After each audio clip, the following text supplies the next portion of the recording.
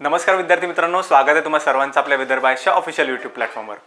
अंतिम वार आपण जी सिरीज सुरू केली होती त्याच्यामध्ये भूगोलाचं आपले रिव्हिजन सेशन चालले होते. त्यातलं तिसरं सेशन तुमचं असणार आहे की याच्यामध्ये आपण कोर जो आपल्या महाराष्ट्राची लोकसंख्या या टॉपिकवरती फोकस करू. ठीक आहे, कारण आपल्याला माहिती आहे की हा जो टॉपिक आहे एकदम हॉट टॉपिक आपण याला कन्सिडर करतो. आयोग जो नेहमी प्रश्न याच्यावरती विचारतो.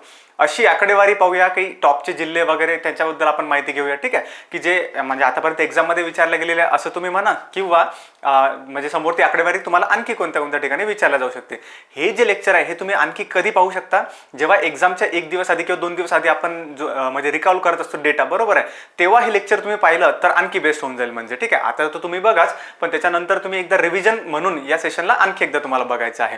कारण यातली आकडेवारी जी आहे, भरपूर जास्त आकडे असतात लोकसंख्येला घेऊन, आपल्याला माहिती आहे. ते एकदा परत क्विकमध्ये रिवाइज आपले झाले पाहिजे, त्या अनुषंगाने लेक्चर. चला समोर जाऊया आपण. याच्यामध्ये सुरुवात करू आपण महाराष्ट्राच्या लोकसंख्येला. त्याच्या मागे थोडंसं त्या लोकसंख्येची थोडीशी पार्श्वभूमी आपण समजून घेऊ. सर्वात पहिलं काय होतं, 1872 पासून तुम्हाला या सर्वांची सुरुवात होताना दिसते. 1872 मध्ये कोण रे, तर लॉर्ड मेयो हे काय करतात, सगळ्यात पहिली लोकसंख्या मोजण्याचा प्रयत्न करतात. पण तुम्हालाही माहिती आहे की लोकसंख्या मोजण्याचा प्रयत्न केला जातो, पण तो प्रांताच्या फॉर्ममध्ये असतो. म्हणजे एक एक प्रांत वाईज ते लोकसंख्या मोजतात. मग ती अधिकृत आकडेवारी कन्सिडर केली जाते का, तर नाही. ठीक आहे, तो प्रयत्न होता एका प्रकारचा. कधी, 1872चा लॉर्ड मेयोनी केलेला. मग आपण त्याच्या पुढे तो एक 10 वर्षांनी वगैरे, ठीक आहे, 9-10 वर्षांनी तुम्हाला पाहायला भेटलं. 1881 मध्ये कोण आले, लॉर्ड रिपन यांनी जो प्रयत्न केला तो पहिला आणि अधिकृत जनगणना आपण त्याला असं म्हणतो. म्हणजे ठीक आहे, पूर्ण भारताची लोकसंख्या त्यांनी मोजण्याचा प्रयत्न केला होता आणि आपण त्याला अधिकृत आकडेवारी, पहिली अधिकृत आकडेवारी म्हणतो. कोणी मोजलेली, लॉर्ड रिपन यांनी मोजलेली. मग पुढे आपण येतो त्या टाइमलाईन मध्ये 1951 मध्ये. 1951 हे जे वर्ष होतं, हे स्वातंत्र्यानंतर पहिल्यांदा लोकसंख्या कोणत्या वर्षी झाली होती असं जर का विचारलं गेलं आपल्याला, बरोबर आहे, तर 1951 ला झालं होतं. त्याच्यातही एक म्हणजे तुम्ही कोर पॉईंट इम्पॉर्टंट जो आहे लक्षात ठेवा की बाबा स्वातंत्र्य काळानंतर पहिली जनगणना. मग त्याच्यात भोर समितीच्या शिफारशीनुसार, ठीक आहे, भोर समिती होती, त्याच्या शिफारशीनुसार काय झालं होतं, जनगणना कायदा आला होता. ठीक आहे, जनगणना कायदा कधीचा, 1948चा. हा कायदा संमत होतो रे. ठीक आहे, हा एक पॉईंट तुम्ही लक्षात ठेवा किंवा हा बीट तुम्ही लिहून घ्या कुठेतरी की बाबा जनगणना कायदा कधीचा, 1948चा. कोणाच्या नुसार संमत होतो, तर भोर समितीच्या शिफारशीनुसार. ठीक आहे, 1951 ची गोष्ट. टाइमलाईन मध्ये आणखी समोर येतो आपण पुढे 1971 मध्ये. 1971 मध्ये आपल्याला माहिती पडतं की याला किती 100 वर्ष पूर्ण झालेले. तुम्ही पाहिलेलं आहे, म्हणजे 1872 पासून ते 1971 किती 100 वर्ष त्याला पूर्ण होतात. मग आता समोर आपण येतो जी रिसेंट जनगणना आहे आपल्याकडे, 2011 ची जनगणना. त्याच्याबद्दल जर का बोलायचं झालं तरी कितवी रे, तर 15वी जनगणना असं माहिती पडतं आपल्याला. स्वातंत्र्यापूर्वी किती झाल्या, तर 8. स्वातंत्र्यानंतर किती झाल्या, 7. अशा टोटल किती जनगणना झाल्या आपल्याकडे, तर 15 जनगणना झाल्या. ठीक आहे, त्याची या 15वी जी जनगणना होती याची थीम काय होती, तर आपली जनगणना आपले भविष्य, ही थीम याच्यामध्ये ठेवण्यात आली होती. आपल्याला माहिती आहे, बरोबर, त्याच्यात. आणि याच्यात ठीक आहे, आता हा सर्वात कोर आणि सर्वात इम्पॉर्टंट पॉईंट की बाबा याच्यानुसार महाराष्ट्राची एक्झॅक्ट जनगणना तुम्ही लक्षात ठेवा, ते 11.23 CR किंवा 11,23,00,000 हे एवढं नका लक्षात ठेवू. ते पूर्ण एक तुम्हाला हा नंबर पाठच करून घ्यायचा आहे. म्हणजे का बरं, कारण याच्यावर डायरेक्टली एकदा प्रश्न विचारलेला आहे की 2011च्या जनगणनेनुसार महाराष्ट्राची लोकसंख्या किंवा महाराष्ट्राची जनगणना किती होती, म्हणजे असं सिंपल क्वेश्चन होता. डायरेक्टली त्याचा आन्सर होतं. म्हणून हे तुम्हाला एक नंबर त्यातला प्रॉपर माहिती असणं गरजेचं आहे. किती, 11,23,74,333. ठीक आहे, एवढी लोकसंख्या आपण पाहिली किंवा एवढी म्हणजे लोकांची संख्या आपल्या महाराष्ट्रामध्ये तुम्हाला 2011 नुसार आढळून येते. तेच भारताची जर का विचारली तर हे सिंपल फॉर्म मध्ये लक्षात ठेवा तुम्ही, 121,08,00,000. ठीक आहे, म्हणजे 121.08 CR किंवा 121.08 कोटी तुम्ही असं लक्षात ठेवू शकता. हे झालं इंट्रोडक्शन. आता एंटर करू आपण आपल्या महाराष्ट्राच्या कोर लोकसंख्येच्या भागामध्ये. ठीक आहे, आणि आपण जे डिस्कस करू ती म्हणजे या 2011च्या बद्दल आपल्याला बोलायचं आहे. ठीक आहे, चला मग पुढे जाऊयात, आपण पुढच्या पॉईंटकडे वळूया. सगळ्यात पहिला जो मुद्दा येतो की लोकसंख्येनुसार आपण पाहतो आपल्या महाराष्ट्रामध्ये सर्वाधिक कोणते जिल्हे आहे, सर्वाधिक लोकसंख्या कोणत्या जिल्ह्यामध्ये आहे आणि सर्वात कमी लोकसंख्या कोणत्या जिल्ह्यामध्ये. आता पहा, याचा फायदा कसा होईल आपल्याला. काय करतात, रॅन्डम काहीही जिल्हे देऊन देतात, 4 जिल्हे, आणि त्याच्यामध्ये सर्वाधिक लोकसंख्येचा जिल्हा तुम्ही निवडा, सर्वात कमी लोकसंख्येचा. पण तुम्ही ऑब्झर्व करा, अशा क्वेश्चन मध्ये नाही का, यातला कोणता ना कोणता जिल्हा ॲज अ हिंट म्हणून तुम्हाला दिला जातो. ठीक आहे, जे आपण टॉप 5 जिल्हे पाठ करतो, शेवटचे 5 जिल्हे तुम्ही पाठ करता. ठीक आहे, सर्वाधिक घनता असणारे, सर्वात कमी घनता असणारे, सर्वाधिक साक्षरता, सर्वात कमी साक्षरता, असे पहिले 5-5 जिल्हे आपण रँकिंग वाईज पाठ करतो, बरोबर आहे. तर या रँक्स मधले जे जिल्हे आहेत ते तुम्हाला ॲज अ हिंट म्हणून दिले जातात. हे मी क्वेश्चन मध्ये दाखवून सुद्धा देईल, आपल्याला PYQ सुद्धा बघायचे आहेत लोकसंख्येवरचे. ठीक आहे, पहा याच्यामध्ये आपण पाहतो लोकसंख्येनुसार सर्वाधिक लोकसंख्या कोणत्या ठिकाणी राहिली, तर हे पहा आता 2011ची जर का गोष्ट आहे तर ठाण्याचं विभाजन झालं होतं का तेव्हा नाही, ठाणे पालघर एकत्रच होतं. ठीक आहे, 2014 मध्ये विभाजन झालेलं पाहायला भेटतं आपल्याला, म्हणून एकत्रितपणे होतं. त्यामुळे सर्वाधिक लोकसंख्या कुठे पाहतात तुम्ही, ठाण्यामध्ये सगळ्यात पहिल्या क्रमांकाला किती होती तर 1,10,00,000च्या जवळपास लोकसंख्या होती. ठीक आहे, आकडेवारी रिपीट करूयात, फक्त नाव आपण पाहूयात जिल्ह्यांचे. दुसरा जो जिल्हा आहे तो त्याच्यामध्ये तो कोणता रे, पुणे. तिसरा जिल्हा आहे तो त्याच्यामध्ये मुंबई उपनगर. चौथा जिल्हा नाशिक आणि पाचवा जिल्हा आहे तो त्याच्यात नागपूर जिल्हा आपला. ठीक आहे, एकदा क्रम परत पाहूया आपण. ठाणे, पुणे, मुंबई उपनगर, नाशिक आणि नागपूर. ठाणे, पुणे, उपनगर, नाशिक आणि नागपूर. चला, त्याच्यानंतर येतो की सर्वात कमी लोकसंख्या असलेला आता तुम्ही डिफरन्स पाहू शकता. सगळ्यात पहिला जो येतो जिल्हा याच्यामध्ये तो म्हणजे सिंधुदुर्ग रे. कारण याच्यामध्ये जर आपण पाहिलं सर्वात कमी लोकसंख्या असण्याचं कारण म्हणजे तर इथून या भागातून तुम्ही पाहता ना की दक्षिण कोकणामधून उत्तर कोकणामध्ये स्थलांतर मॅक्सिमम होतं, बरोबर आहे, रोजगारासाठी, त्यानंतर शिक्षणासाठी, व्यवसाय वगैरे इतर गोष्टींसाठी. त्यामुळे सिंधुदुर्गमधून किंवा दक्षिण कोकणामधून तुम्ही म्हणू शकता स्थलांतर जास्त आहे उत्तर कोकणाच्या भागामध्ये, म्हणजे ठाणे उपनगर वगैरे या भागामध्ये, बरोबर. त्यामुळे आपण म्हणतो की सर्वात कमी लोकसंख्या सिंधुदुर्ग. दुसरा गडचिरोली येतो याच्या रँकिंगमध्ये. तिसरा हिंगोली. चौथा वाशिम आणि पाचवा जिल्हा येतो याच्यात भंडारा. ठीक आहे, पहा एकदा परत पाहूया. सिंधुदुर्ग, गडचिरोली, हिंगोली, वाशिम, भंडारा. ठीक आहे, हे ॲज इट इज क्रम जे आहे ते आपल्याला लक्षात ठेवणं गरजेचं आहे थोडंसं, कारण की हाच जो क्रम आहे हा पुढे तुम्हाला स्त्री लोकसंख्या आणि पुरुष लोकसंख्या याच्यामध्ये कामी पडणार आहे. ठीक आहे, त्याच्यामुळे हे रँकिंग थोडेसे पार्ट असतात. ठाणे, पुणे, उपनगर, नाशिक आणि नागपूर आणि पुढे सिंधुदुर्ग, गडचिरोली, हिंगोली, वाशिम, भंडारा. चला पुढे जाऊया आपण, पुढच्या पॉईंटकडे वळूया. आता पहा, मी काय म्हटलं तुम्हाला, पुरुष लोकसंख्या आणि स्त्री लोकसंख्या. आता याच्यात थोडंसं हे प्रमाण संख्या वगैरे कसं लक्षात ठेवायचं हे सांगतो मी तुम्हाला. तुम्हाला एकच गोष्ट किंवा एक जो नंबर आहे किंवा एक आकडा जो आहे तो लक्षात ठेवणं गरजेचं आहे. तो म्हणजे की बाबा पुरुष लोकसंख्येमध्ये जर का विचारलं तुम्हाला की पुरुषांचं प्रमाण किती होतं महाराष्ट्रामध्ये, हे 2011च्या जनगणनेनुसार आहे बरं का. 2011च्या जनगणनेनुसार पुरुष लोकसंख्येचं प्रमाण किती % होतं, ते होतं जवळपास 51.82%. फक्त हाच एक नंबर जो आहे, हाच एक आकडा जो आहे तो तुम्ही पाठ ठेवा. ठीक आहे, 51.82%, 51.82% एवढं काय होतं पुरुषांचं प्रमाण होतं आपल्या महाराष्ट्रामध्ये. आता पहा याच्यावरून बाकीची आकडेवारी कशी लक्षात ठेवू शकतो आपण. ठीक आहे, पहा जर का 51.82% एवढे पुरुष असतील आपल्या महाराष्ट्रामध्ये तर स्त्रियांचं प्रमाण किती असेल रे. ऑब्व्हियस आहे, तुम्ही 100 - 51.82 जर का कराल तर त्यामधून तुम्हाला स्त्रियांचं प्रमाण लक्षात राहून जाईल. म्हणजे हे एक लक्षात ठेवलं आपण, 100 - दिस केलं तर किती येणार आहे, 48.18%. बरोबर आहे, प्रमाण किती आहे ते 48.18%. पहिला लॉजिक आलं तुमच्याकडे. दुसरी गोष्ट, आता यांचे हे नंबर्स म्हणजे संख्या कशी लक्षात ठेवायची, पुरुषांची संख्या किती होती पहा, 51.82% एवढं तुमच्याकडे प्रमाण आहे ना त्यांचं. हा 5 तुम्ही ॲज इट इज घ्या आणि पूर्णांकाचा हा पॉईंट ॲज इट इज घ्या, हा 1 फक्त एक एलिमिनेट करून टाका. 82 CR फक्त त्याच्यासमोर लावून टाका, म्हणजे CR म्हणजे करोड किंवा कोटी तुम्ही म्हणा. 5.82 CR म्हणजेच काय, 5,82,00,000 एवढं काय होतं आपल्या महाराष्ट्रामध्ये पुरुषांची संख्या होती. प्रमाण विचारलं तर 51.82 तुम्ही लक्षात ठेवायचं आहे. ठीक आहे, आलं सगळं याच्यावरतीच बेस. आता पहा, हा एक नंबर तुम्ही लक्षात ठेवला 51.82, याच्यावरून तुम्ही ही एक व्हॅल्यू काढली 5.82 CR. आता याच्यावरून स्त्रियांची संख्या कशी काढायची, एक फक्त ट्रिक त्याच्यामध्ये लक्षात ठेवा तुम्ही की बाबा आपण म्हणतो ना आपल्या संस्कृतीमध्ये म्हणजे महाराष्ट्रामध्ये किंवा भारतामध्ये तुम्ही म्हणता की बाबा पुरुषांच्या अर्धांगिनी असतात, म्हणजे स्त्रियांना कन्सिडर केलं जातं, बरोबर आहे, हे एक वाक्य आपण ऐकलेलं आहे. आता अर्धांगिनी जर का केलेलं आहे तर त्यांचा हा जो आकडा आहे याचा थोडासा अर्धा करून टाका तुम्ही, असं लक्षात ठेवा. कसं लक्षात ठेवणार तुम्ही, 5 ॲज इट इज ठेवा तुम्ही. हा जो 5 आहे हा ॲज इट इज ठेवा. 82 जो आहे त्याला 41 करून टाका फक्त, बस 41 CR करून टाका त्याला. 5 ॲज इट इज ठेवायचं आहे, 41 CR करायचं आहे. कन्फ्यूज होत आहे जास्त तर तुम्ही डायरेक्टली लक्षात ठेवू शकता की बाबा इथं 51.82 आहे, तिकडे 48.18 आहे, या ठिकाणी 5.82 CR आहे आणि या ठिकाणी 5.41 CR आहे. याही वेने जाऊ शकता किंवा मला माहिती आहे ना, हे आकडेवारी कन्फ्यूज होते खूप जास्त, तुम्हाला काही ना काही याला कनेक्ट द डॉट्स करायला लागेल म्हणजे लागेल. ठीक आहे, सिंपल फक्त एक नंबर लक्षात ठेवला 51.82, याच्यापासून तयार केला 5.82 CR. ठीक आहे, याच्यापासून तयार केला 5.41 CR, बस एवढं सिंपल आहे ते. ठीक आहे, चला पहा पुढे जाऊ आपण. आणि याच्यामध्ये पुरुषांची लोकसंख्या सर्वाधिक कुठे, स्त्रियांची सर्वाधिक कुठे, या पॉईंटच्या बद्दल आपण बोलूया. पहा, सर्वाधिक पुरुष तुम्हाला कोणत्या ठिकाणी पाहायला भेटतं तरी सगळ्यात पहिला जो नंबर येतो तो म्हणजे ठाणे जिल्ह्याचा. दुसरा क्रमांक येतो त्याच्यामध्ये मुंबई उपनगर. तिसरा पुणे. चौथा नाशिक आणि पाचवा नागपूर. आता जर का पाहिलं ना तुम्ही तर हे जिल्हे आणि मागच्या टेबलमध्ये पाहिलेले जिल्हे थोडेसे सिमिलर दिसतील तुम्हाला, कारण तुम्ही लक्षात घ्या एक लॉजिक की बाबा ज्या ठिकाणी सर्वाधिक लोकसंख्या असेल त्याच ठिकाणी म्हणजे बऱ्यापैकी त्याच जिल्ह्यांमध्ये काय पाहायला भेटेल तुम्हाला, पुरुष लोकसंख्या जास्त, स्त्री लोकसंख्या जास्त असं पाहायला भेटेल. बरोबर आहे. म्हणून म्हटलं मी तुम्हाला की मागचा जो टेबल आहे तो थोडा लक्षात ठेवायचा आहे आपल्याला. ठीक आहे, पहा एकदा रिपीट करू. सर्वाधिक पुरुष कोणत्या ठिकाणी, ठाणे, उपनगर, पुणे. उपनगर म्हणजे मुंबई उपनगर बरं का. त्यानंतर पुणे, नाशिक आणि नागपूरमध्ये. ठाणे, उपनगर, पुणे, नाशिक आणि नागपूरपर्यंत आलो आपण. सर्वात कमी पुरुष कोणत्या ठिकाणी, पहिला येतो त्याच्यामध्ये सिंधुदुर्ग, दुसरा गडचिरोली, तिसरा भंडारा, चौथा हिंगोली आणि पाचवा जिल्हा येतो तो म्हणजे वाशिम जिल्हा रे.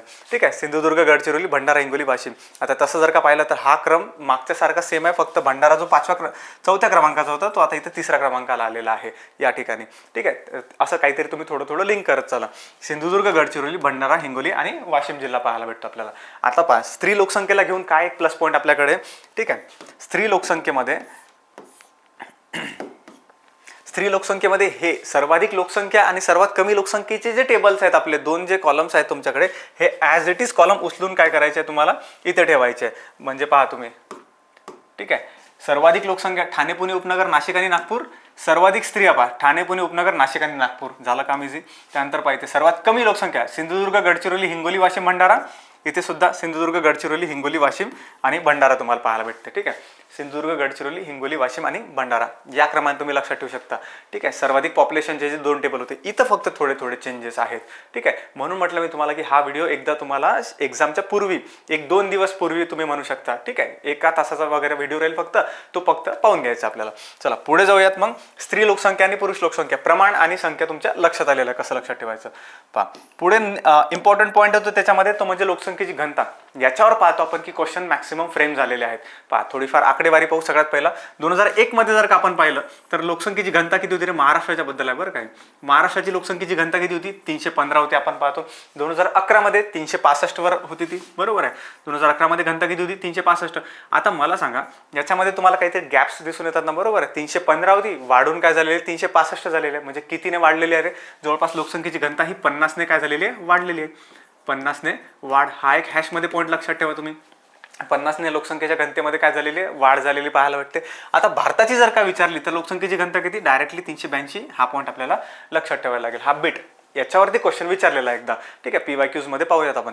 2001 मध्ये 315, 2011 मध्ये 365. गॅप कितीचा, 50चा. 50 ने वाढ झाली की घट झाली, तर वाढ झालेली आहे. आता सर्वाधिक घनतेचे कोणते, सर्वात कमी घनतेचे कोणते. ठीक आहे,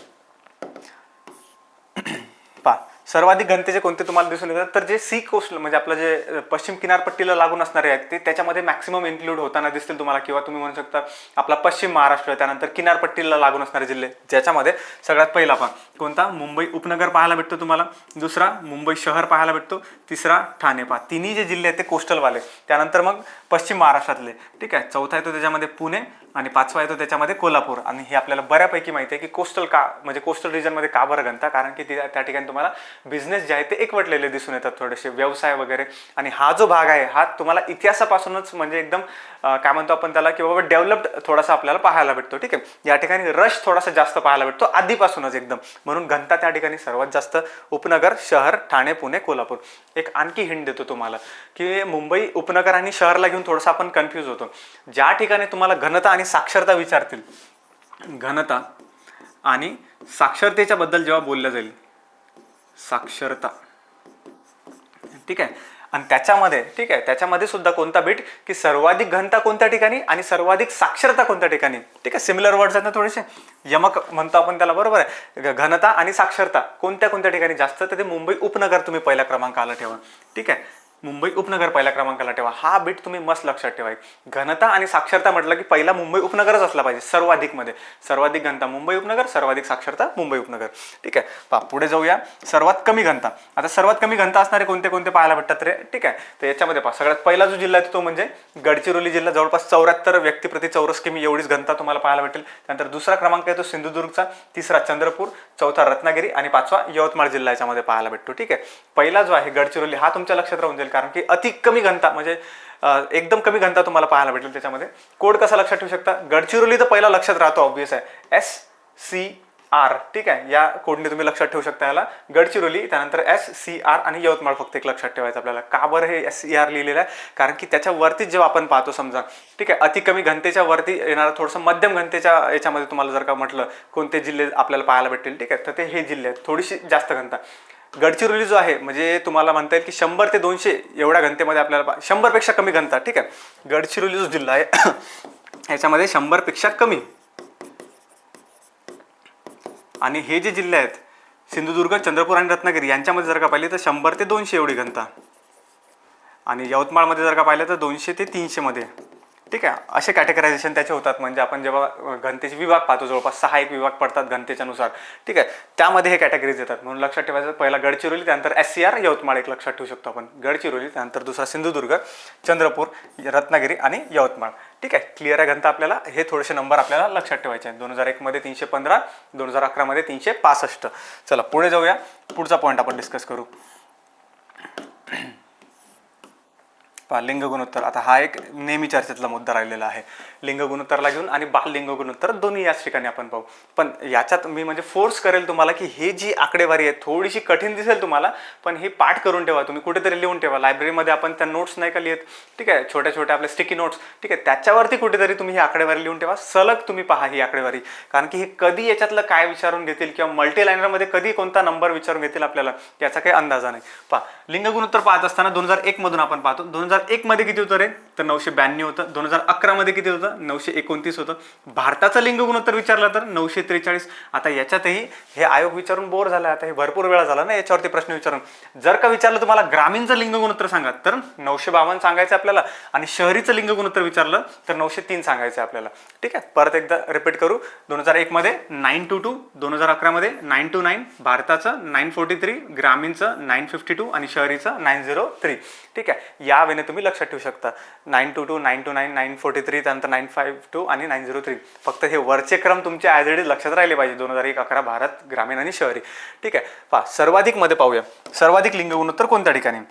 आता पहा सगळ्यात पहिला जो जिल्हा आहे तो सर्वाधिक मध्ये तो म्हणजे रत्नागिरी. जवळपास 1122 एवढं लिंग गुणोत्तर आपण झालेलं पाहतो त्या ठिकाणी. त्यानंतर दुसरा त्याच्याच जवळचा सिंधुदुर्ग जिल्हा, तिसरा गोंदिया, चौथा सातारा आणि पाचवा जिल्हा आहे तो याच्यामध्ये भंडारा जिल्हा रे, ठीक आहे. पहा रिपीट करू एकदा. रत्नागिरी, सिंधुदुर्ग, गोंदिया, सातारा, भंडारा. आता पहा याच्यात जर का तुम्ही म्हणाल की सर ते ट्रिक वगैरे सांगा तुम्ही प्रत्येक याच्यामध्ये रत्नागिरी सिंधुदुर्गची वगैरे, ठीक आहे, याचे इनिशियल्स घेऊन RSGSB असं वगैरे काहीतरी सांगा, ठीक आहे. मग प्रत्येक टेबलमध्ये एवढ्या जास्त ट्रिक्स होऊन जातील तुमच्या की तुम्ही ह्या ट्रिक्स एकमेकांमध्ये कन्फ्यूज करून टाकाल. म्हणजे कन्फ्यूज होतच ते आपल्याला. सर्वाधिकच्या सर्वात कमी मध्ये चालल्या जातात, कधी लिंग गुणोत्तरच्या घनतेमध्ये चालल्या जातात, ठीक आहे. तर या केसेसपेक्षा मला असं वाटतं की हे एक दोनदा जर का आपण लिहून पाहिलं, सिंपल वे मध्ये जर का आपण गेलो, सिंपल अँड सॉर्टेड, फक्त तुम्ही आठवण्याचा प्रयत्न करा, लिहून पाहण्याचा प्रयत्न करा, हे होऊन जातं लक्षात, ठीक आहे. एवढं काही हार्ड अँड फास्ट असं काही ते टॉप 5 आणि कमी असणारे 5 मध्ये एवढं काही हार्ड अँड फास्ट नाही आहे, ठीक आहे.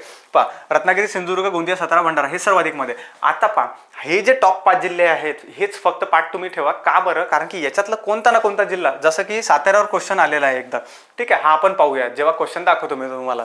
त्यानंतर सर्वात कमी मध्ये सगळ्यात पहिला तुम्ही पाहता लिंग गुणोत्तर सर्वात कमी कोणत्या ठिकाणी. पहिला मुंबई शहरला. म्हटलं होतं मी तुम्हाला किंवा मुंबई शहर उपनगरला घेऊन कन्फ्यूज होतो आपण, म्हणून घनता आणि साक्षरता. याच्या खाली दुसरा जिल्हा आहे तो मुंबई उपनगर, ठीक आहे. आता इथे कन्फ्यूज होऊ शकतं की बाबा मुंबई उपनगर आधी घेऊ की मुंबई शहर आधी घेऊ. घनता आणि साक्षरता जिथे जास्त ते कोणता जिल्हा रे तर आपला मुंबई उपनगर लक्षात ठेवायचा आहे. दुसरा मुंबई उपनगर येतो तुमचा.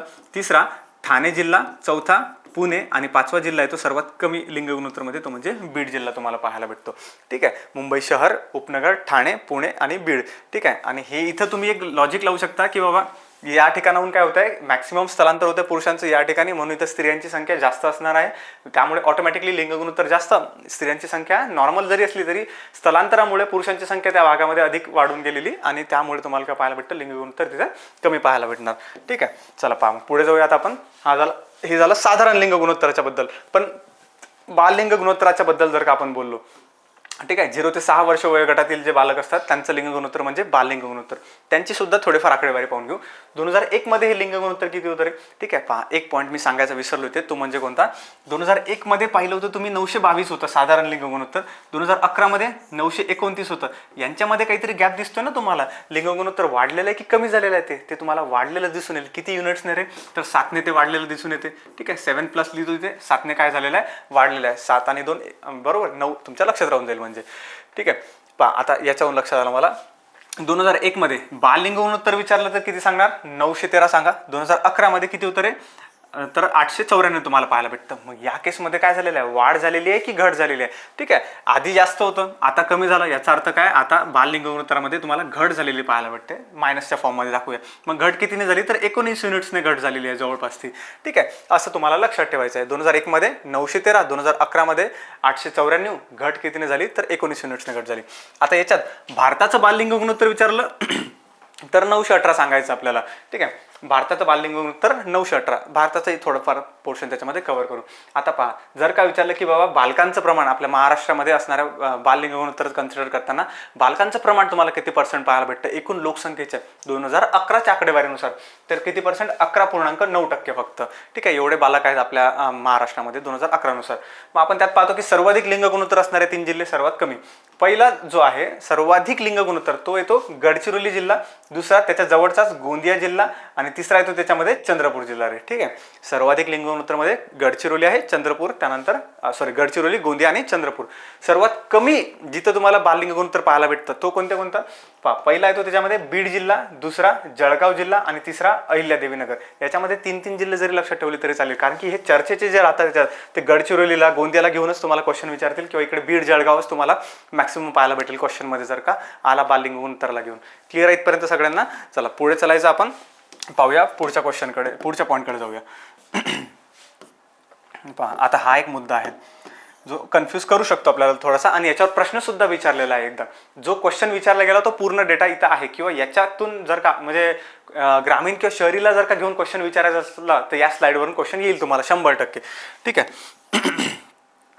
पहा मग ग्रामीण लोकसंख्येच्या बद्दल आपण बोलतो की त्यांचं प्रमाण किती होतं आणि संख्या किती होती. ठीक आहे, हा प्रश्न होता बरं का, की बाबा ग्रामीण लोकसंख्या पाहतो आपण ते तेव्हा 2011 नुसार ग्रामीण लोकसंख्येचं प्रमाण किती होतं रे, तर जवळपास 54.78%, 54.78% काय होतं ग्रामीण लोकसंख्या होती. त्यांची संख्या किती होती जवळपास, आता हे थोडंसं लक्षात ठेवायला किचकट जाईल, पण हा जो नंबर आहे याच्यातला, ठीक आहे, नागरी लोकसंख्या, याच्यावर एकदा आयोगाचा प्रश्न विचारून झालेला आहे. म्हणजे आयोगाने हिंट दिलेली आहे की बाबा आम्ही इथपर्यंत जर का पोहोचू शकतो तर हे म्हणजे आम्ही विचारू शकतो कधी ना कधी. ठीक आहे, म्हणून हे आपल्याला लक्षात ठेवणं गरजेचं आहे. पहा 54.78% काय होतं ग्रामीण लोकसंख्येचं प्रमाण. संख्या किती रे, तर 6,56,56,074 एवढी त्यांची ग्रामीण लोकसंख्येची संख्या आपल्याला पाहायला किंवा ग्रामीण लोकसंख्या आपल्याला पाहायला भेटते. 6,15,56,074. मग त्याच्यात आपण पाहतो, आता पहा ग्रामीण लोकसंख्येमध्ये तुम्ही एकतर सर्वाधिक ग्रामीण लोकसंख्या कोणत्या ठिकाणी असं म्हणा, किंवा सर्वात कमी नागरी लोकसंख्या कुठे असं म्हणा तुम्ही. आता ज्या ठिकाणी सर्वाधिक ग्रामीण असेल त्याच ठिकाणी तर सर्वात कमी नागरी लोकसंख्या असेल ना, त्याच ठिकाणी सर्वात कमी नागरिकीकरण झालेलं असेल असं आपण म्हणू शकतो. म्हणून त्याचे सेपरेट 2-2 कॉलम्स न घेता एकाच कॉलममध्ये तुम्ही त्याला लक्षात ठेवू शकता. पहिला जिल्हा आहे त्याच्यामध्ये सर्वाधिक ग्रामीण लोकसंख्या कोणत्या ठिकाणी, गडचिरोलीमध्ये, दुसरा सिंधुदुर्ग, तिसरा येतो त्याच्यात हिंगोली, चौथा रत्नागिरी आणि 5वा जिल्हा जो येतो तो नंदुरबार जिल्हा तुम्हाला पाहायला भेटतो. ठीक आहे, हे सर्वाधिक ग्रामीण लोकसंख्येचे कोणते कोणते, गडचिरोली, सिंधुदुर्ग, हिंगोली, रत्नागिरी आणि नंदुरबार जिल्हा आपल्याकडे. ठीक आहे, आता पहा याच्याबद्दल बोलू, नागरी लोकसंख्येच्या बद्दल. नागरी लोकसंख्येमध्ये आपण पाहतो की त्यांचं प्रमाण किती होतं, तर जवळपास 45.23% एवढं नागरी लोकसंख्येचं प्रमाण होतं. म्हणजे 2011 नुसार तुम्हाला काय पाहायला भेटते की बाबा ग्रामीण लोकसंख्येचं प्रमाण जास्त होतं, त्यांची संख्या जास्त होती. आणि तेच 2011च्या नुसार शहरी लोकसंख्येचं प्रमाण काय होतं, नागरीपेक्षा कंपॅरेटिव्हली कमी होतं. ठीक आहे, संख्या जी विचारली होती ती ही विचारली गेली होती, तसं क्वेश्चन मध्ये संख्या ती चुकीची दिलेली होती की बाबा शहरी लोकसंख्या किती आहे रे, तर 5,08,18,259 एवढी तुम्हाला शहरी लोकसंख्या पाहायला भेटते. परत एकदा रिपीट करू, 5,08,18,259 लक्षात ठेवायचं त्यात. आता पहा कोणते कोणते जिल्हे की ज्यांचं सर्वाधिक नागरी लोकसंख्या आपल्याला पाहायला भेटते किंवा सर्वात कमी ग्रामीण लोकसंख्या तुम्हाला पाहायला भेटते, वाईस वर्षा तुम्ही म्हणू शकता. पहिला जो जिल्हा आहे तो त्याच्यामध्ये मुंबई शहर व उपनगर दोघांना असे म्हणजे तुम्ही एकाच प्लॅटफॉर्मला घेऊ शकता. म्हणजे का बरं, कारण की 100% त्यांचं नागरिकीकरण झालेलं आहे ऑलरेडी. ठीक आहे, 100% नागरिकीकरण लोकसंख्या. त्यानंतर दुसरा येतो त्याच्यामध्ये संयुक्त ठाणे आणि पालघर, त्यानंतर तिसरा नागपूर जिल्हा, चौथा पुणे आणि 5वा औरंगाबाद. औरंगाबाद यासाठी लिहिलं आहे कारण की तेव्हा 2011 मध्ये औरंगाबाद नाव होतं. ठीक आहे, अजूनही औरंगाबादच 2011च्या नुसार चाललेला आहे म्हणजे डेटा. ठीक आहे, राहील लक्षात. पहा कोणते कोणते, मुंबई शहर उपनगर, ठाणे पालघर, नागपूर, पुणे आणि औरंगाबाद जिल्हा लक्षात ठेवा. परत एकदा जर का याच्यावर आलो आपण नंबर्सवरती आलो, कोणते कोणते प्रमाण जर का विचारलं ग्रामीणचं तर 54.78%, जर का यांचं विचारलं शहरीचं तर प्रमाण 45.23%. त्यानंतर ग्रामीणची संख्या विचारली तर 6,15,56,074 आणि जर का शहरीची विचारली तर 5,08,18,259 तुम्ही हे पाहता म्हणजे संख्या पाहता. क्लिअर आहे इथपर्यंत? चला पुढे जाऊया, आपण पुढचा पॉईंट पाहूया.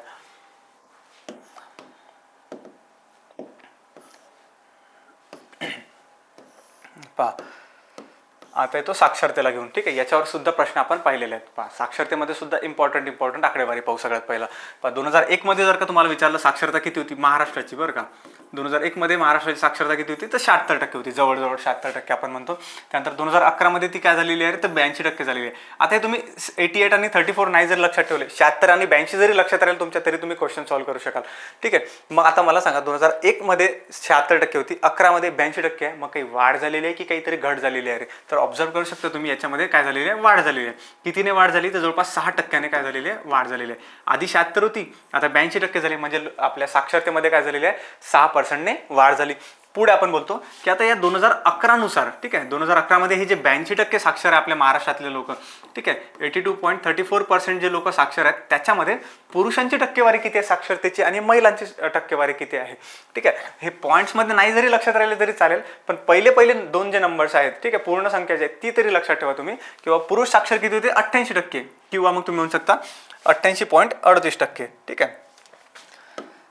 किती पर्सेंट 88.38% पुरुषांची साक्षरता 2011 नुसार. आणि स्त्रियांची साक्षरता किती होती रे तर 75.79% तुम्हाला पाहायला भेटते, 75.79% एवढी स्त्रियांची साक्षरता. पुरुषांची साक्षरता काय होती जास्त होती त्यावेळेस, ठीक आहे. आता ग्रामीण आणि शहरीमध्ये जर का आला तर हे विचारू शकतात की बाबा त्यावेळेस 2011च्या नुसार ग्रामीण साक्षरता किती तर 77% सांगा आणि शहरी साक्षरता किती तर 88% सांगा, ठीक आहे. हे 88% आहे. रात्री लक्ष इथपर्यंत. परत एकदा रिपीट करू, 2001 मध्ये विचारलं तर 76%, 2011 मध्ये विचारलं तर 82%, पुरुषांची विचारलं तर 88%, स्त्रियांची विचारलं तर 75%, ग्रामीण विचारलं तर 77% आणि शहरी विचारलं ग्रामीण विचारलं तर 77% आणि शहरी विचारलं तर 88% आपल्याला सांगायचे, ठीक आहे. हा क्रम आणि हे नंबर्स हे सलग पाठ पाहिजे तुम्हाला लोकांचे, ठीक आहे. आता हे ग्रामीणमध्ये 77 आहे, शहरीमध्ये 88 आहे, हे इझिली लक्षात राहून जाईल. पण हे जे बाकीचे नंबर्स आहेत हे याचे पहिल्या दोन ज्या संख्या म्हणजे पूर्ण संख्या त्या तरी निदान लक्षात ठेवा. म्हणजे चला पुढे पाहू की बाबा सर्वाधिक साक्षर कोणते आणि सर्वात कमी साक्षर कोणते. सर्वाधिक साक्षरमध्ये जे क्रम लागतो त्यात पहा, पहिला जो क्रमांक येतो तो कशाचा रे मुंबई उपनगरचा. मी म्हटलं तुम्हाला की घनता आणि साक्षरता म्हटलं की सगळ्यात पहिला क्रमांक कोणाला द्या मुंबई उपनगरला. दुसरा जो क्रमांक येतो तो मुंबई शहरचा, तिसरा येतो त्याच्यामध्ये नागपूर, चौथा अकोला आणि पाचवा जिल्हा येतो तो म्हणजे अमरावती जिल्हा आपला, ठीक आहे. पहा कोणते कोणते मुंबई उपनगर, शहर, नागपूर, अकोला आणि अमरावती हे काय सर्वाधिक साक्षर जिल्हे पाहायला भेटतात. आता सर्वात कमी साक्षर जिल्हे कोणते कोणते, पहिला येतो त्याच्यामध्ये नंदुरबार, दुसरा येतो त्याच्यात जालना, तिसरा धुळे, चौथा परभणी आणि पाचवा गडचिरोली जिल्हा. नंदुरबार, जालना, धुळे, परभणी, गडचिरोली यात काय सर्वात कमी साक्षरता आपण पाहतो 2011च्या आकडेवारीनुसार. सर्वाधिक मध्ये मुंबई उपनगर, शहर, नागपूर, अकोला, अमरावती लक्षात ठेवायचं आहे. क्लिअर आहे साक्षरता थोडीशी. चला पुढे जाऊयात, मग पुढचा पॉईंट थोडा डिस्कस करू याच्यात. पहा लोकसंख्या वाढीचा दर. आता हा जो टॉपिक आहे हा थोडासा इम्पॉर्टंट तुम्ही म्हणू शकता याला, कारण की याच्यावरती म्हणजे क्वेश्चन पुढे येण्याची शक्यता दाट आहे. आतापर्यंत ते भरपूर झालं विचारून आणि याच्यातही हे जे नंबर्स मला दिसत आहे हे कन्फ्यूज होऊ नका याच्यात, हे सिम्पल आहे एकदम, ठीक आहे. म्हणजे याच्या मागे लॉजिकचा थोडासा खेळ आहे, लॉजिकचा आहे सोबत सोबत थोडासा आकड्यांचा सुद्धा खेळ आहे, ठीक आहे. समजून घेऊया आपण लोकसंख्या वाढीचा दर म्हणजे काय, ठीक आहे. की बाबा आधी 2001 मध्ये जी काही लोकसंख्या होती त्याच्या म्हणजे त्या 10 वर्षामध्ये 2001च्या आधी म्हणजे 1991 पासून ते 2001 मध्ये हे जे 10 वर्षाचा एक दशक आहे, डिकेड जो आहे हा, याच्यामध्ये लोकसंख्या वाढीचा दर काय होता आणि 2001 पासून ते 2011 मध्ये याच्यामध्ये एक लोकसंख्या वाढीचा दर काय होता, त्याच्यामध्ये चेंजेस वगैरे काय झाले तो पॉईंट आपण डिस्कस करून घेऊ. पहा त्याच्यासाठी आपल्याला 2 दशक कन्सिडर, तसं जर का पाहिलं तर 1921 पासून, ठीक आहे, 1921 पासून आपण पाहतो की महाराष्ट्राच्या लोकसंख्येमध्ये तुम्हाला सतत वाढ झालेली दिसून येते, ठीक आहे. लोकसंख्येमध्ये म्हणतोय मी तुम्हाला, ठीक आहे. लोकसंख्या वाढीच्या दराबद्दल आपण सध्या नाही बोलतोय. लोकसंख्येमध्ये सतत वाढ झाली 1921 पासून, 1921 पासून. मग तुम्ही म्हणणार की 1921च का बरं कन्सिडर केलं सर, याच्या आधीचा कालखंड का बरं कन्सिडर नाही केला. कारण की 1921च्या मागे जर का आपण गेलो जवळपास 1911 ते 1921 हा जो 10 वर्षाचा डिकेड जो आहे याच्याबद्दल जर का आपण बोललो, त्यात तुम्हाला काय पाहायला भेटतं की बाबा साथीचे आजार आपल्या भारतामध्ये पसरलेले होते, त्यामुळे मृत्यूच्या संख्येमध्ये वाढ झाली होती साथीच्या आजारामुळे, जसं की प्लेग वगैरे आला होता. म्हणून मृत्यूच्या संख्येत एवढी वाढ झाली की लोकसंख्येमध्ये घट झाली होती तेव्हा, ठीक आहे. म्हणून आपण म्हणतो की लोकसंख्येत घट केव्हा झाली होती तर 1921च्या आधी. पण जेव्हा ते साथीचे आजार वगैरे निघून गेले 1921 जेव्हा आला तिथून पासून पुढे आतापर्यंत तुम्ही पाहता 2011 पर्यंत तर लोकसंख्येमध्ये नेहमी वाढ झालेली आहे. लोकसंख्या वाढीच्या दराला घेऊन हे सेम आहे का तर नाही. आता पाहूया लोकसंख्या वाढीच्या दराला घेऊन काय नेमके बदल झाले, ठीक आहे. पहा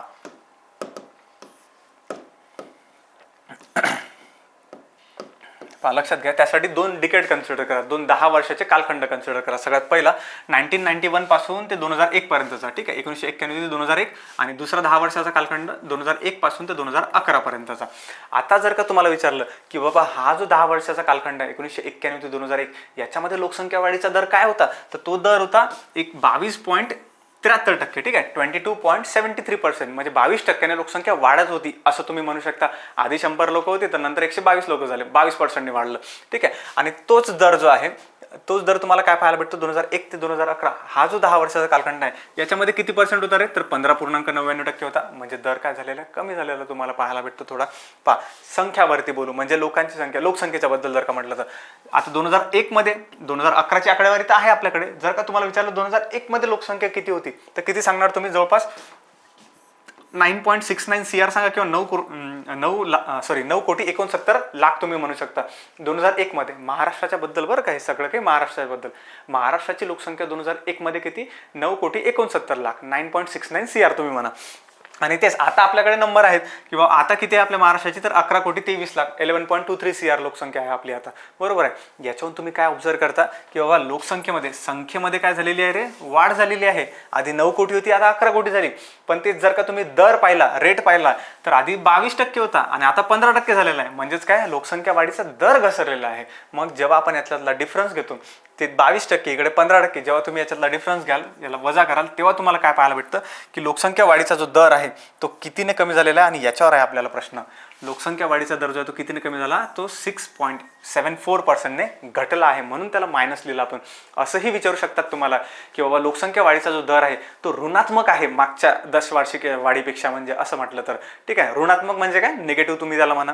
किती पर्सेंटने, 6.74%. आलं का हे तुमच्या लक्षात काय, तर ठीक आहे, सोपी आहे थोडं, ठीक आहे. चला पहा, एकदा परत रिपीट करू. दर विचारला तर 22% आधी होता, आता किती पर्सेंट, 15%. संख्या किती होती आधी, 9 कोटीच्या जवळपास, आता किती आहे, 11 कोटीच्या जवळपास.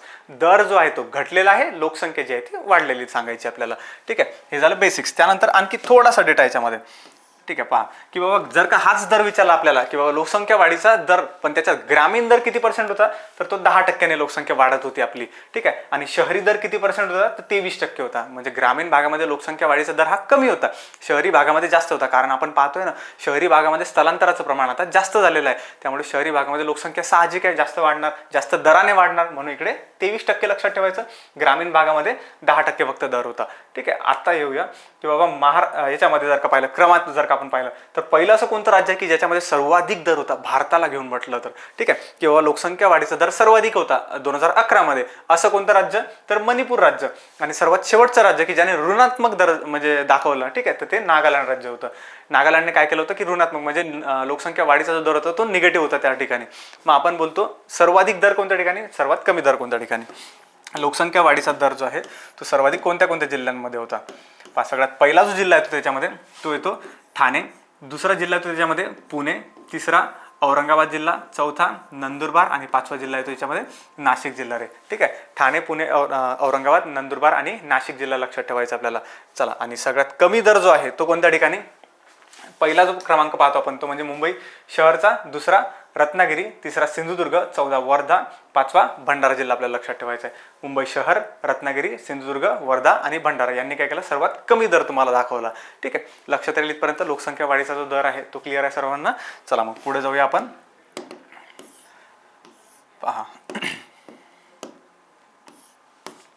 पहा विद्यार्थी मित्रांनो, एक थोडी इन्फॉर्मेशन देतो फक्त तुम्हाला आपल्या टेस्ट सिरीजला घेऊन. ग्रुप बी आणि ग्रुप सी साठी आपण नवीन टेस्ट सिरीज लॉन्च केली होती, तुम्हाला त्याबद्दल माहिती दिली होती तशी, पण एकदा परत सांगतो की सामान्य अध्ययनचे पेपर आपण घेणार आहोत. त्याच्यामध्ये पूर्ण फुल सिलेबस टेस्ट तुमची असणार आहे आयोगाप्रमाणे, 11 ते 12 या वेळेमध्ये असणार आणि प्रिंटेड एक्सप्लेनेशन सुद्धा मिळणार. हे तर तुम्हाला माहिती होतं. त्यासोबत चंद्रपूरमध्ये आपण आपली टेस्ट सिरीज लॉन्च केलेली आहे राणा स्पर्धा परीक्षा केंद्राच्या सोबत मिळून, ठीक आहे, त्यांच्या संयुक्त विद्यमानाने. त्याच ठिकाणी तुमचे पेपर होतील. या दोन्ही टेस्ट सिरीजच्या बद्दल जर का तुम्हाला इन्फॉर्मेशन हवी असेल तर तुम्ही अकॅडमीला कॉल करू शकता. यातला चंद्रपूरचा जो आहे तो फर्स्ट पेपर झालेला आहे ऑलरेडी 30 तारखेला. 7 तारखेपासून तुम्ही तिथे पेपर अटेंड करू शकता. आणि इकडे आपली जे अमरावतीमध्ये वगैरे तुम्ही ऑफलाईन टेस्ट सिरीज वगैरे पाहताय त्यात, ठीक आहे, त्याच्यामध्ये 7 डिसेंबर, 14 डिसेंबर आणि 28 डिसेंबर गट ब आणि गट क दोन्ही एक्झामला ओरिएंटेशननी ही टेस्ट सिरीज आपण लॉन्च केलेली आहे, ठीक आहे. चला पुढे जाऊया आपण. टेस्ट सिरीजबद्दल जर का इन्फॉर्मेशन पाहिजे असेल तुम्हाला तर तुम्ही अकॅडमीला संपर्क करू शकता, किंवा डायरेक्टली ॲडमिशन घ्यायची असेल तर मग तुम्ही स्पॉट ॲडमिशन सुद्धा घेऊ शकता डायरेक्टली सेंटर्सवरती जाऊन. ठीक आहे, चला पुढे जाऊया. आता क्वेश्चन्सकडे वळूया. हा जो डेटा होता इथपर्यंत आपण क्लिअर आहोत म्हणजे. ठीक आहे, एक काम करूयात, आपण आतापर्यंत जो लोकसंख्येचा डेटा पाहिला तो एका मिनिटामध्ये फक्त रिवाईज करून घेऊ, जेणेकरून क्वेश्चन सॉल्व्ह करायला तुम्हाला म्हणजे इझी जाईल. नेमकं आपण काय काय पाहिलं आतापर्यंत. ठीक आहे, ठीक आहे, चला पहा. आता तुम्ही फक्त लक्ष ठेवा आणि एक रॅपिड फायरसाठी तयार राहा तुम्ही आता. ठीक आहे, डेटा जो आहे तो सलग तुमच्यावर हॅमर केला जाईल. सुरुवात केली आपण महाराष्ट्राच्या लोकसंख्येला, टाइमलाईन पासून सुरुवात केली होती.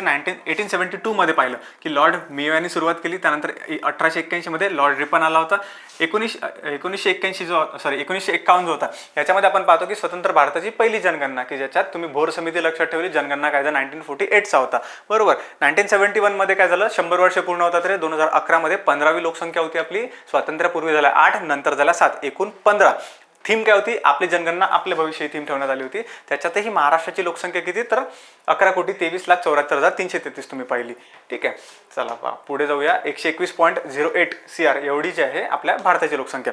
पुढे आपण पाहतो टॉपचे 5 जिल्हे कोणते होते, की ज्याच्यामध्ये सर्वाधिक होती. सर्वात कमी लोकसंख्या असणारे शेवटचे जिल्हे, ज्यात ठाणे जो जिल्हा होता तो सर्वात जास्त लोकसंख्येचा जिल्हा, आणि सर्वात कमी जो होता तो सिंधुदुर्ग जिल्हा होता त्याच्यात.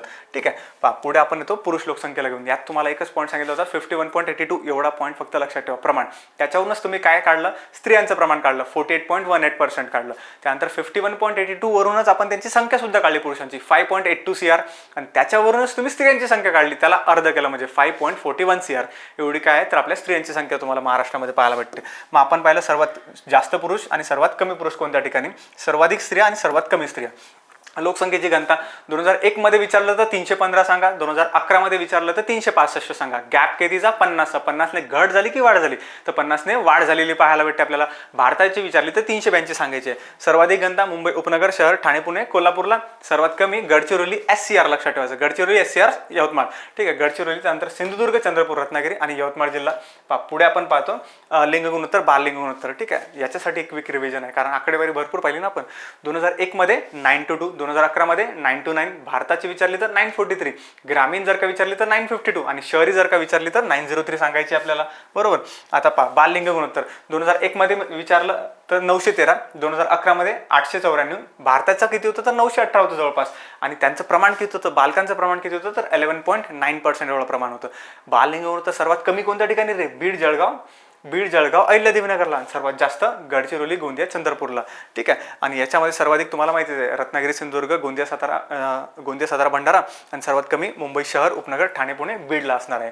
ठीक आहे, हे साधारण लिंग गुणोत्तर, याला बाल लिंग गुणोत्तर म्हणा. ग्रामीण लोकसंख्येमध्ये आपण बोललो, प्रमाण किती होतं 2011 मध्ये तर जवळपास 54.78% प्रमाण होतं. ठीक आहे, 54.78% प्रमाण होतं. संख्या किती होती तर 6,15,56,074 एवढी संख्या होती. क्वेश्चन जो आला होता तो याच्यावरती आला होता की बाबा शहरी लोकसंख्येचं प्रमाण किती होतं रे, तर मग 45.23%, 45% जवळपास. आणि संख्या किती होती तर 5,08,18,259 एवढी संख्या आपल्याला पाहायला भेटते. ठीक आहे, आणि सर्वाधिक तुम्ही पाहिले, सर्वाधिक नागरीकरण कोणत्या ठिकाणी, सर्वात ग्रामीण लोकसंख्या कोणत्या ठिकाणी असणार आहे. मग आपण बोलतो साक्षरतेला घेऊन. ठीक आहे, याच्यातले आकडे आपल्या कामाचे होते. 2001 मध्ये विचारलं तर 76% सांगा, 2011 मध्ये विचारलं तर 82% सांगा. गॅप कितीचा, 6%चा. ठीक आहे, ते पॉईंट्स आता मागचे रिपीट करतो मी, पॉईंट किती होते तर. ठीक आहे, 76%, 82%, 6 साक्षरता काय झालेली आहे, वाढलेली आहे. त्याच्यातही पुरुष साक्षरता किती तर 88%, स्त्री साक्षरता 75% सांगा. आणि ग्रामीण आणि शहरी विचारलं तर ग्रामीणमध्ये किती होती 77% आणि शहरीमध्ये 88% आपण बोललो. ठीक आहे, सर्वाधिक साक्षर जिल्हे तुमच्या समोर आहेत आणि सर्वात कमी साक्षर जिल्हे. चला पुढे पाहू आणखी. ग्रामीण याच्यामध्ये लोकसंख्या वाढीचा दर. ठीक आहे, हा एक इम्पॉर्टंट होता थोडासा, कारण याच्यात थोडेसे पॉईंट्स होते की जे कन्फ्यूज करणारे होते.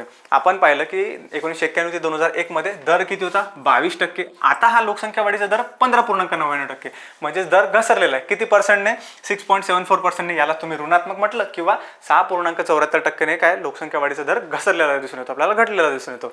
ठीक आहे, लोकांच्या संख्येमध्ये तर वाढ झाली. आधी 9.69 होती, आता 11.23 CR आहे. ठीक आहे, मग आपण बोलतो ग्रामीण दर जर का विचारलं, लोकसंख्या वाढीचा दर पण कुठला ग्रामीण, तर 10% सांगा. शहरी विचारलं तर 23% सांगायचं आपल्याला. ठीक आहे, बाकीचं मग जिल्हे आहेच तुमच्या समोर. चला आणखी याच्यात चला मग आता आपण क्वेश्चनकडे वळूया. ठीक आहे, जेवढा डेटा सांगितला तुम्हाला त्याच्यावरती बेस्ड थोडेसे क्वेश्चन आपण पाहूया. ठीक आहे, काही क्वेश्चन असे आहेत की जे आपण जो पॉईंट पाहिला समजा त्याच्यामध्ये नव्हते सुद्धा. ठीक आहे, चला पहा वन बाय वन एक एक क्वेश्चन पाहू. सगळ्यात पहिला सिंपल क्वेश्चन आहे तुमच्याकडे, याचा आन्सर जमायलाच पाहिजे आपल्याला की बाबा 2011च्या जनगणनेनुसार महाराष्ट्राची एकूण लोकसंख्या किती होती रे. डायरेक्टली आन्सर आपल्याला सांगता आलं पाहिजे. 11,23,74,333 होती. शोधा याच्यामध्ये. पहा ऑप्शन नंबर 1 जे आहे 11,23,74,333 हे काय होती आपल्या महाराष्ट्राची लोकसंख्या होती. ठीक आहे, 2011च्या नुसार आपण बोलतो. चला पुढे जाऊयात. मग पहा याच्यावरती उपायच नाही, म्हणजे हा जो नंबर आहे 11,23,00,000. ठीक आहे, एवढं जरी तुमच्या लक्षात असतं 11.23 तरी तुम्हाला जमून गेलं असतं. पण जर का आयोगाने एक स्टेप आणखी समोर टाकली. आता या ऑप्शनमध्ये पहिल्या ऑप्शनमध्ये तुम्हाला पाहायला भेटते की 11.23 दिसते, बाकीच्या याच्यामध्ये 11.13 वगैरे दिसते आहे. ठीक आहे, एलिमिनेट करता आले असते. पण जर का आलं समोर इकडे 11.23 इकडे 11.23 जर का करून टाकलं त्यांनी, ठीक आहे, तर मग थोडंसं गडबड होऊ शकते. म्हणजे म्हणून हा नंबरच तुम्ही पाठ करून घ्या, एक आकडाच तुम्ही पाठ करून घ्या. चला पहा पुढे जाऊया. 2001च्या जनगणनेनुसार भारतातील अनुसूचित जमातीची सर्वाधिक लोकसंख्या असलेले राज्य कोणते होते. ठीक आहे, भारतातील अनुसूचित जमातीच्या बद्दल विचारलेलं आहे. लोकसंख्येला रिलेट होतं म्हणून क्वेश्चन घेतला याच्यात. ठीक आहे, माहिती असो तुम्हाला 2001 मध्ये विचारलं किंवा 2011 मध्ये विचारलं आणि अनुसूचित जमातींच्या बद्दल जर का विचारलं, ठीक आहे, अनुसूचित जातींच्या बद्दल नाही, अनुसूचित जमातींच्या बद्दल. ऑप्शन मध्ये पहा ओडिशा आहे, महाराष्ट्र आहे, राजस्थान आहे, मध्य प्रदेश आहे. ठीक आहे, कोणतं राज्य असणार आहे 2001च्या जनगणनेनुसार, तर ते मध्य प्रदेश राज्य होतं. ठीक आहे, 2001 नाही तर त्याच्या सोबत 2011 मध्ये 2011च्या जनगणनेनुसार भारतातील अनुसूचित जमातींची लोकसंख्या जर का विचारली तरीही मध्य प्रदेशच सांगा तुम्ही. ठीक आहे, मध्य प्रदेशमध्ये सर्वाधिक अनुसूचित जमाती तुम्हाला आढळतात जनगणनेनुसार. ठीक आहे, चला पुढे जाऊ, पुढच्या क्वेश्चन बद्दल बोलू. पहा हा एक क्वेश्चन तसा पाहिला तर हा इकॉनॉमिक्सचा पॉईंट आहे बरं का. फक्त एक क्वेश्चन तुम्हाला दाखवण्यासाठी. इकॉनॉमिक्स मधला म्हणजे इकॉनॉमिक्समध्ये विचारला गेला आहे, अर्थशास्त्रामध्ये लोकसंख्येला घेऊन विचारला गेलेला आहे किंवा लोकसंख्या संक्रमणाच्या सिद्धांतानुसार दुसरा जो टप्पा आहे त्याचा. ठीक आहे, आता हा सिद्धांत तुम्हाला थोडासा शिकून घ्यायला लागेल. ठीक आहे, त्याच्या दुसऱ्या टप्प्यामध्ये काय होते, लोकसंख्या वेगाने वाढते, अधिक म्हणजे कमी अधिक प्रमाणामध्ये लोकसंख्या स्थिर राहते, लोकसंख्या वाढीचा दर स्थिर राहतो की वरीलपैकी कोणतेही नाही. तर काय होतं याच्यामध्ये लोकसंख्या संक्रमणाचा जो दुसरा टप्पा असतो त्याच्यामध्ये नेहमी लक्षात ठेवायचं लोकसंख्या ही वेगाने वाढत असते रे. ठीक आहे, दुसऱ्या टप्प्यामध्ये काय होतं लोकसंख्या वेगाने वाढत असते, म्हणजे हा एक पॉईंट आपल्याला लक्षात ठेवायचा आहे त्याच्यात. ठीक आहे, याचा ग्राफ वगैरे एकदा तुम्ही बघून घ्याल थोडा जाताना. चला पहा पुढे जाऊ. पुढचा 2011च्या जनगणनेनुसार अनुसूचित जातींची लोकसंख्या महाराष्ट्रामध्ये कोणत्या जिल्ह्यामध्ये सर्वाधिक आढळते. ठीक आहे, अनुसूचित जाती विचारलेलं आहे आपल्याला, म्हणजे शेड्युल्ड कास्ट ज्या आहेत आपल्या. ठीक आहे, घटनेमध्ये नमूद त्यांना तुम्ही म्हणता. ठीक आहे, तर ह्या ज्या आहेत ह्या आपल्या 2011च्या जनगणनेनुसार महाराष्ट्रामध्ये कोणत्या जिल्ह्यात खाली दिलेल्यापैकी नाशिक, औरंगाबाद, पुणे आणि सोलापूर. आता पहा मुलांनी जर का क्वेश्चन वाचताना थोडीशी गडबड केली आणि अनुसूचित जातीचं वाचण्यामध्ये जर का अनुसूचित जमाती आलं तर तो 100% नाशिक टिक करून टाकेल. ठीक आहे, कारण आपल्याला माहिती आहे 2011च्या जनगणनेनुसार म्हणजे जो डेटा आहे रिसेंट अवेलेबल 2011चा त्याच्यानुसार महाराष्ट्रातल्या अनुसूचित जमाती कोणत्या जिल्ह्यामध्ये जास्त आहेत तर नाशिकमध्ये जास्त आहेत. अनुसूचित जमाती म्हटलं मी, अनुसूचित जाती जर का विचारलं कोणत्या ठिकाणी आहेत तर त्या पुणे जिल्ह्यामध्ये आहेत बरं का. ठीक आहे, कोणत्या जिल्ह्यामध्ये, पुणे जिल्ह्यामध्ये, म्हणून लक्षात ठेवायचं याच्यात.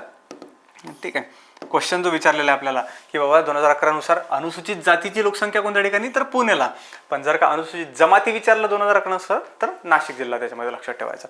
ठीक आहे, चला पहा पुढे जाऊया. 2011 प्रमाणे कोणत्या जिल्ह्याचे लिंग गुणोत्तर जास्त आहे. ठीक आहे, म्हटलं तुम्हाला की रॅन्डम कोणतेही 4 जिल्हे देऊन देतील आपल्याला. आता पहा हा क्वेश्चन कसा टॅकल केला जाऊ शकतो. ऑप्शनमध्ये आहे सातारा, औरंगाबाद, बुलढाणा आणि जळगाव. ठीक आहे, आता त्याच्यासाठी तुम्हाला एकदा त्या स्लाइडवर आपण परत जाऊया. लिंग गुणोत्तरची जी स्लाइड होती, क्वेश्चन काय विचारला कोणत्या जिल्ह्याचे लिंग गुणोत्तर जास्त आहे. आता सर्वाधिक लिंग गुणोत्तर असणारे जिल्हे आठवा बरं थोडेसे, रत्नागिरी, सिंधुदुर्ग, गोंदिया, सातारा, भंडारा असं होतं त्याच्यामध्ये. ठीक आहे,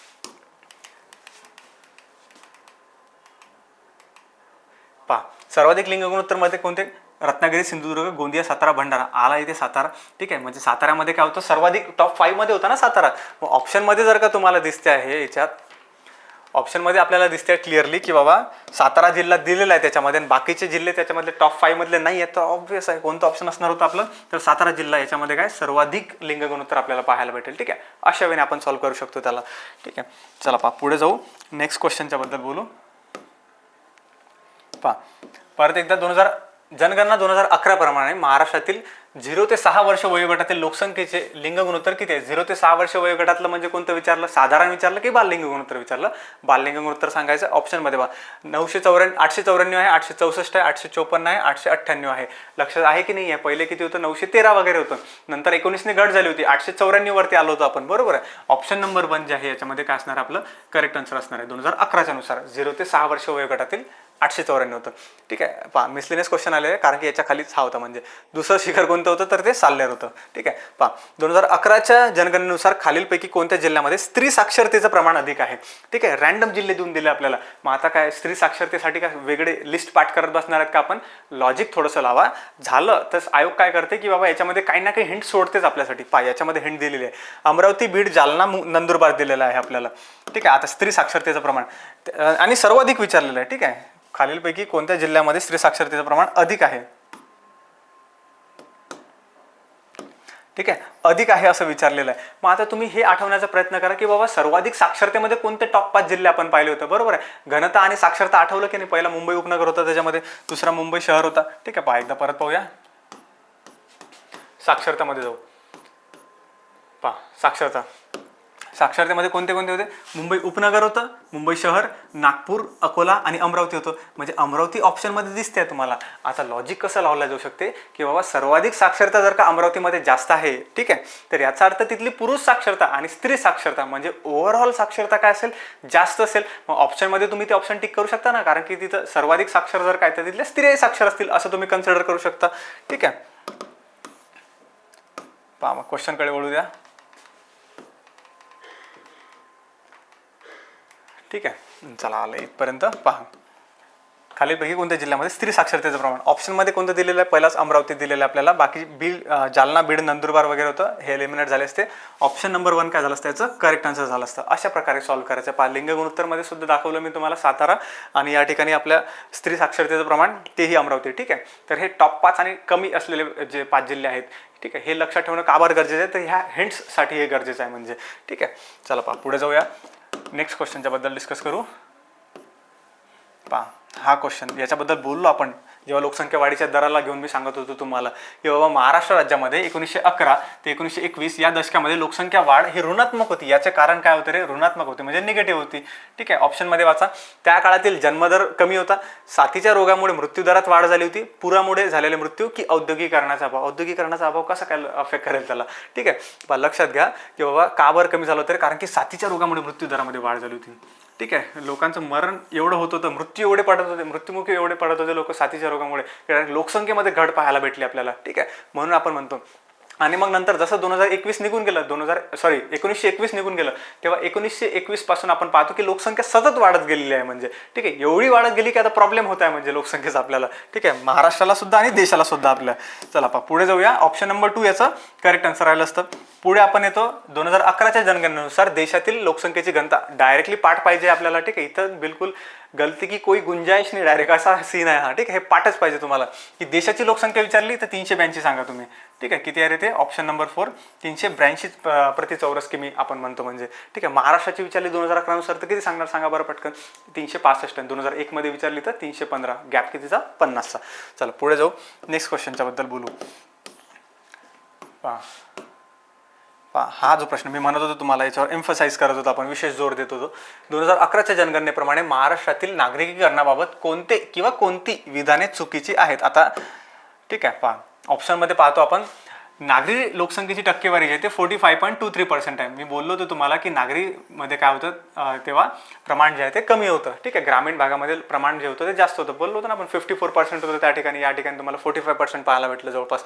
ठीक आहे, हे ऑप्शन म्हणजे जो विधान आहे ह्यातलं बरोबर होतं. ठीक आहे, ओळखायचं कोणतं होतं? चुकीचं ओळखायचं आहे बरं का. त्यानंतर पहा महाराष्ट्राचा नागरी लोकसंख्येमध्ये 3रा क्रमांक लागतो, हेही विधान बरोबर होतं. ठीक आहे, हा बीट वाटलं तर तुम्ही कुठेतरी लिहून ठेवा की नागरी लोकसंख्येच्या केसमध्ये 2011च्या नुसार आपण 3ऱ्या क्रमांकावरती लागतो. मग पुढचं विधान, महाराष्ट्राची नागरी लोकसंख्या 5,08,27,050 आहे. हे 2 नाही 3-4 वेळा रिपीट केलं तुमच्या समोर किंवा 5,08,18,259 काहीतरी होतं ते. बरोबर आहे, आठवलं थोडंसं? 5,08,18,259 म्हणजे हे विधान काय होतं याच्या ठिकाणी? चुकीचं होतं. पुढे आपण पाहतो महाराष्ट्रातील नंदुरबार जिल्ह्याची नागरीकरणाची पातळी सर्वात कमी आहे. नागरिकीकरणाची पातळी सर्वात कमी आहे याचा अर्थ काय की बाबा ग्रामीण लोकसंख्या किंवा ग्रामीण पातळी त्या ठिकाणी जास्त आहे. पण नंदुरबारची आहे का सर्वाधिक, तर त्यात तुम्ही पाहता त्या लिस्टमध्ये सगळ्यात पहिला क्रमांक कोणाचा होता, तो गडचिरोलीचा होता. नंदुरबारचा होता का, नाही. इथं कोण होता, गडचिरोली. गडचिरोली जिल्ह्याची नागरीकरणाची पातळी सर्वात कमी आहे. हे विधान काय असतं, बरोबर असतं. पण सध्या काय ते चुकीचं आहे. म्हणून क आणि ड काय झालं असतं, चुकीचं झालं असतं. अ ब बरोबर होते, क ड चुकीचे. क ड चुकीचे कोणत्याच ऑप्शनमध्ये नाही आहे मित्रांनो. हा जो क्वेश्चन आहे आयोगाने रद्द केलेला आहे. ठीक आहे, हा क्वेश्चन आहे, लक्षात येईल तुमच्या. आता जर का विचारलेलं तर समोर कुठे ना कुठे याचा रेफरन्स आपल्याला येऊ शकतो म्हणजे. ठीक आहे, चला पहा पुढे जाऊया, पुढच्या क्वेश्चनच्या बद्दल डिस्कस करू.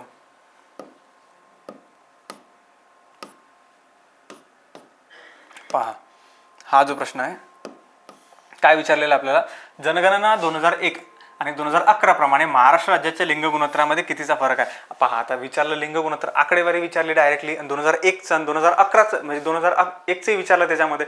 ठीक आहे, 11चं तर पाठ पाहिजेच तुम्हाला, पण 2001ची थोडेफार मेन जे पॉईंट्स आहेत ते सुद्धा आपल्याला लक्षात असणं गरजेचं आहे, कारण की इथे कामे येते मग हे असा जो डेटा आहे.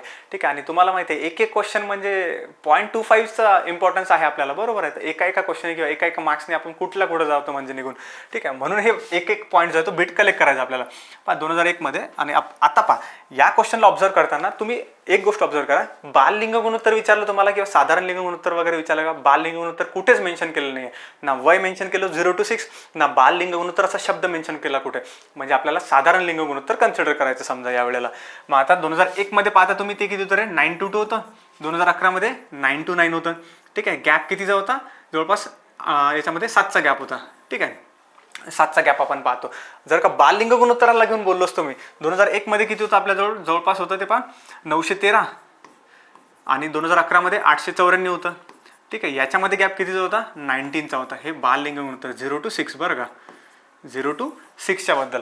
आता तुम्ही ऑप्शनमध्ये पहा, लिंग गुणोत्तर म्हटलेलं आहे म्हणजे तुम्हाला साधारण लिंग गुणोत्तराला घेऊन बोलायचं आहे. क्वेश्चन विचारलेला आपल्याला की यांच्यामध्ये फरक कितीचा आहे, यांच्यामध्ये डिफरन्स कितीचा आहे. डिफरन्स कितीचा निघून येत होता, 7चा. ऑप्शनमध्ये आहे का कुठेतरी 7 दिलेलं नाही आहे, पण काही कार्यकर्त्यांनी काय टिक केलं असावं 19, कारण की हे काय तुम्हाला बाल लिंग गुणोत्तरचा मध्ये फरक जो आहे तो 19 पाहायला भेटतो. पण आयोगाने काय केलं, हा प्रश्न परत रद्द करून टाकला, कारण की कुठे स्पेसिफाय असं केलेलं नाही आहे की बाबा बाल लिंग गुणोत्तराचा डिफरन्स सांगा की साधारण लिंग गुणोत्तराचा डिफरन्स सांगा. 19 जरी टिक केलं असलं तरी काही फायदा झाला नाही, त्याच्यामध्ये क्वेश्चन जो आहे हा रद्द करण्यात आला.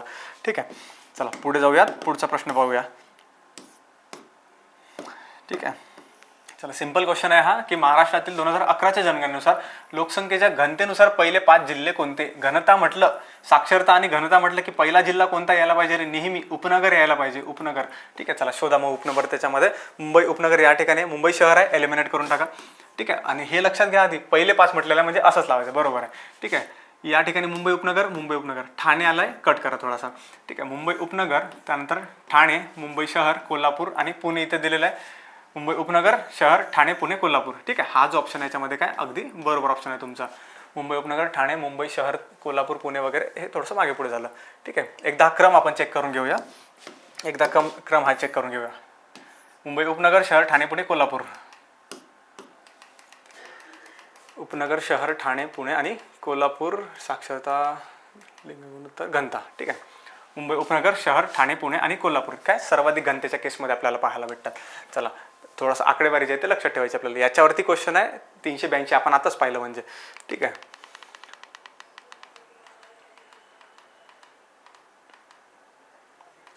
हा पहिला. ठीक आहे, चला तर असे काय होते मित्रांनो, आपले लोकसंख्येवरचे प्रश्न होते, लोकसंख्येची आकडेवारी होती. ठीक आहे, हा जो व्हिडिओ आहे हा तुम्ही बाकीच्या एक्झाम्सला सुद्धा तुमच्यासाठी युजफुल राहील. जेव्हा केव्हा तुम्हाला लोकसंख्या प्रिपेअर करायची असली तर तुम्ही हा व्हिडिओ फक्त सिम्पली रिवाईज करून जा, काहीच तुम्हाला म्हणजे प्रॉब्लेम जाणार नाही त्याच्यावरती. ठीक आहे, हीच जी आकडेवारी आहे हीच आपल्याला जनरली विचारली जाते. तुम्ही कंबाईनचे पेपर्स व्हा आणि त्यासोबत सरळ सेवेचे जरी तुम्ही पेपर पाहिले तर याच आकडेवारीला तुम्ही डिपेंडंट राहू शकता म्हणजे. ठीक आहे, याची जी PDF आहे लेक्चरची ही तुम्हाला तुमच्या आपल्या टेलिग्राम चॅनलवरती मिळेल विदर्भ आयसच्या. बाकी लेक्चर कसं वाटलं तुम्हाला, तुमचे कन्सेप्ट्स रिवाईज झाले की नाही झाले हे मला कमेंट्समध्ये सांगा. ठीक आहे, चला भेटूयात आपण नेक्स्ट रिव्हिजन पार्टमध्ये. धन्यवाद सर्वांना.